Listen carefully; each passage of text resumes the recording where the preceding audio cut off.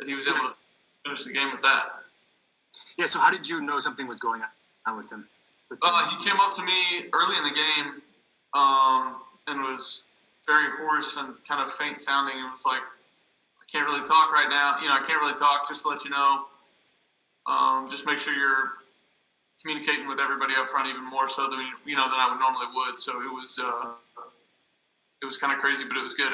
I mean, didn't have any communication issues the rest of the game, really. And he didn't allow any hurries or hits or anything like that either. Kept it clean. Could you just speak to his play this year? Yeah, he's played awesome. He's playing fantastic, ultra physical in the run game. Does a really nice job in the pass game as well. Just cleaning up a bunch of stuff. And when he gets one-on-one, he plays at a really high level. So we're lucky to have him. He's a young player that's got a ton of talent, a ton of ability. The right head on his shoulders and works extremely hard and leads those guys really well. So, love him as a teammate. Obviously, he'll play through a bunch and just fights every weekend for us. And obviously, you've got the rip going on. Can you just update us on how you're feeling and your expectations going forward this week? I really have no expectation at the moment, to be honest with you. Just taking it day by day, trying to see if I can get to feeling a little bit better. Dave?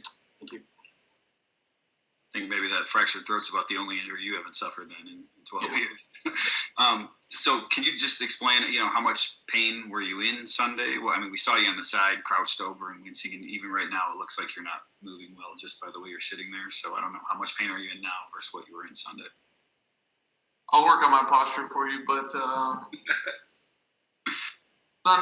I did not feel good. Obviously, just wasn't able to function. That was the biggest thing. I was kind of spasming, locking up a little bit, and I wasn't able to throw. That's basically what it boils down to.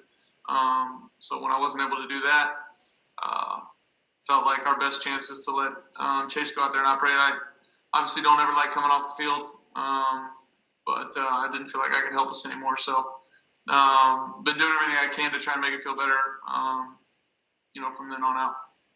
I think we all realize that about you, right? That you don't want to come off the field. You want to play as much as possible. So how do you sort of balance that going forward this week? Like, what are the signs that you need to see from yourself, I guess, to know that you can get the job done on Sunday that you need to be? I think I just need to be able to function. I need to be able to play and play at a high level. So, it's going to take some time. I'm going to have to rest. But I'm not counting myself out, and just try to see how it progresses throughout the week. And then last thing, outside of football, obviously we're practicing today. Can you not pick up the kids? What else can you not? How else is it impacting your life? I guess. I don't know. I'm not going to get into all that. I don't want you to know what's going on in my house. But no, I mean, sore doesn't feel good, all that kind of stuff. But we got a great medical team here. I'm going to spend a lot of time trying to get to feeling better. I never came to look at your house when it was listed, so Thank you. Appreciate that. Appreciate it. Thanks. Mike Rothstein. Hey, Matthew. If as far as posture goes, if you need anything, I believe I've been told about that once or twice. Yeah. So in all seriousness, I mean, when you look at your ability to play this weekend, what do you need to see or feel in order to say, okay, I'm comfortable enough playing? Tough question. I think kind of boils down to being able to operate, go out there, be able to throw it around, be able to feel good enough to know or at least give myself a good chance at finishing the game.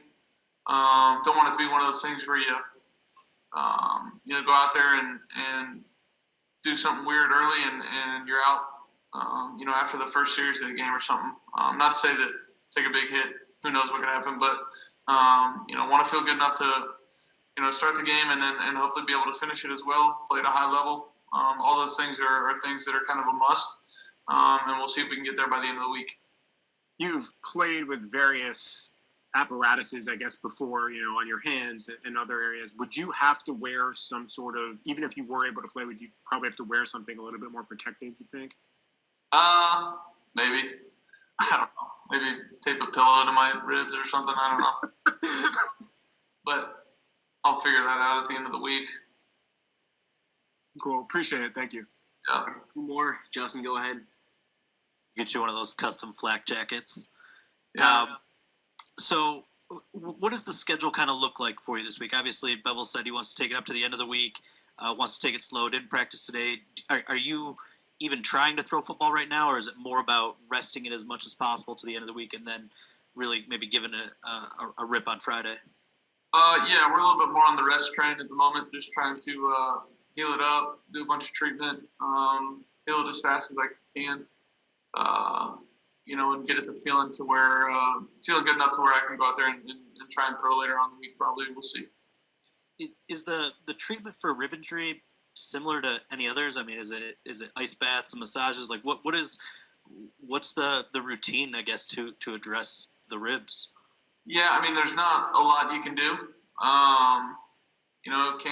Not a lot of stretching or anything. I mean, it's just try to heal it up, and then try to get feeling better. Manage the pain a little bit, and see where it is at the end of the week. It's nothing too complicated. Heat, ice, movement, all that kind of stuff. So just picking a series on Netflix to binge this week? Yep. All right, thanks, Matthew.